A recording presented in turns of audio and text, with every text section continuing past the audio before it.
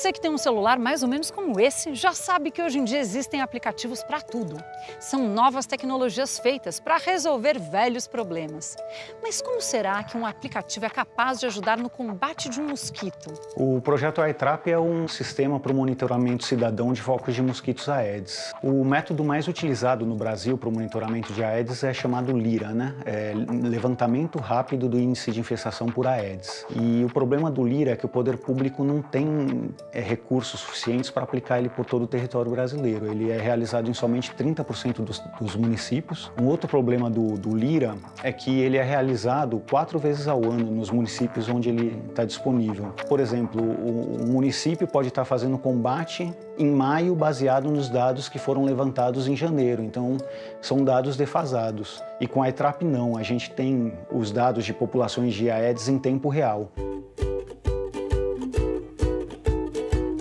A gente começou a investigar como que era feito o monitoramento da dengue, né? E um método que pareceu muito interessante na época e que poderia ser adaptado era o método de armadilhas que detectam ovos de mosquitos Aedes, as ovitrampas. A gente conseguiria aumentar a abrangência dessa metodologia para o monitoramento de mosquitos. Então a gente optou por tentar desenvolver com materiais baratos e fáceis de encontrar, né? Uma coisa interessante é que o smartphone é uma peça de hardware que é muito poderosa, né? Ali você tem uma câmera de alta resolução, você tem conexão com a internet, você tem um GPS e que pode ser usado para propósitos muito diversos. O iTrap ele é baseado no conceito de ciência cidadã, né? Que é a participação do cidadão em processos de levantamento de dados, de publicação de dados, de análise de dados. É a ciência extrapolando os limites da universidade, dos institutos de pesquisa e o cidadão comum podendo contribuir com esses processos. Por que a gente utiliza esse papel branco no experimento? Essa palheta ela foi projetada de forma que ela tem algumas características que possibilitam a contagem automatizada do número de ovos pelo computador, né? Ela tem esse círculo azul, ele tem que ser azul porque o computador na foto ele vai procurar a cor azul para determinar esse círculo, feito com uma moeda de R$1, ele é uma referência de tamanho para o computador. Então em qualquer lugar, qualquer cidade do Brasil, a pessoa usando uma moeda de R$1, que é um tamanho padrão, que tem um diâmetro de 28 milímetros, o computador vai saber olhando a foto que esse tamanho é 28 milímetros. Então ele consegue determinar o tamanho dos ovos.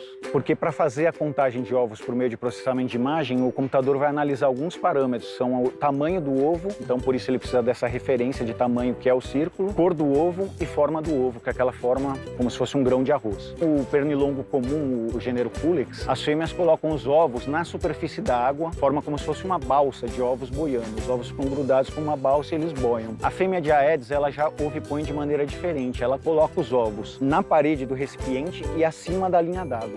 O algoritmo ele reconhece se o ovo é ou não de Aedes, analisando a forma, a cor e o tamanho dos ovos. A gente usa fita preta na armadilha porque diversos estudos mostram que as fêmeas de Aedes preferem ovipor em lugares escuros. Inclusive, se a gente pega um recipiente que tenha várias larvas de Aedes nadando e coloca uma luz, uma lanterna, por exemplo, as larvas fogem da luz, elas têm fotofobia. O capim, ele dá um indício para a fêmea de que existe um pouquinho de matéria orgânica, um pouquinho de alimento ali para a larva se alimentar até virar adulta.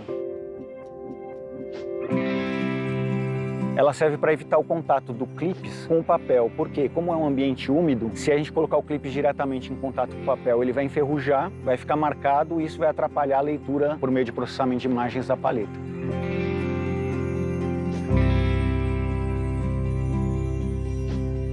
A armadilha não deve tomar chuva por uma série de motivos. Uma, se ela estiver muito baixa e chover, vai ter respingos do solo que vão bater na palheta e vão sujar a palheta. E a palheta tem que estar o mais limpa possível. Agora, outros motivos são que a fêmea do Aedes, ela coloca o ovo acima da linha d'água, certo? Então ele fica fora d'água, um pouquinho fora, mas é fora d'água. Então, se chove, o nível da água sobe e o ovo fica submerso. Aí ele vai eclodir mais rápido. Mesmo que haja eclosão dos ovos na armadilha, que você, por acaso, possa encontrar algumas larvas na água, não é um motivo para preocupação, porque o aplicativo ele vai te notificar a data que você tem que tirar a fotografia, fazer a manutenção e o descarte dos ovos. A nossa armadilha ela não vai atrair mais Aedes, ela vai detectar a presença dos Aedes que já estão no ambiente. Na verdade, o que a gente vai fazer é tirar ovos do ambiente, porque as fêmeas vão colocar ovos naquela armadilha, que é um aparato controlado, e a gente vai fazer o descarte eliminando esses ovos.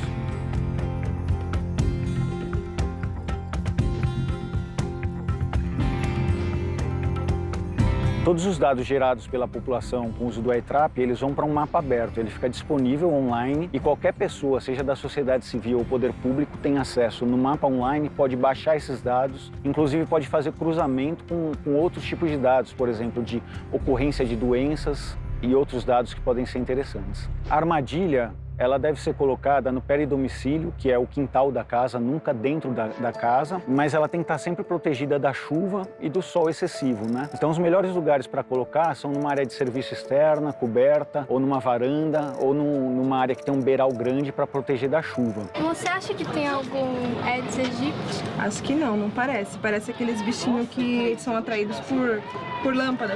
Eles devem ter caído aqui. O que a gente está criando é uma contribuição com uma nova camada de dados aberta que pode ser utilizada pelo poder público, pelo cidadão, para ajudar no combate a esse problema. Do tamanho adequado, o capim na quantidade certa, usar a caneta azul e fazer a palheta conforme as recomendações.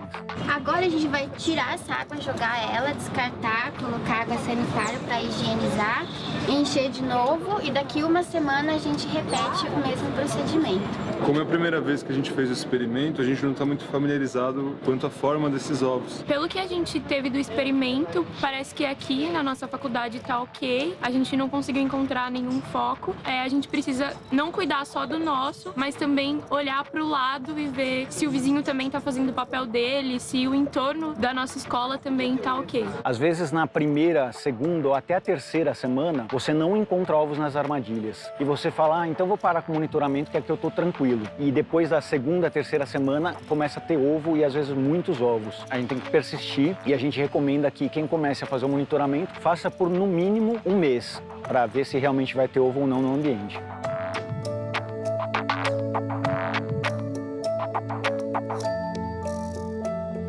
Gostou?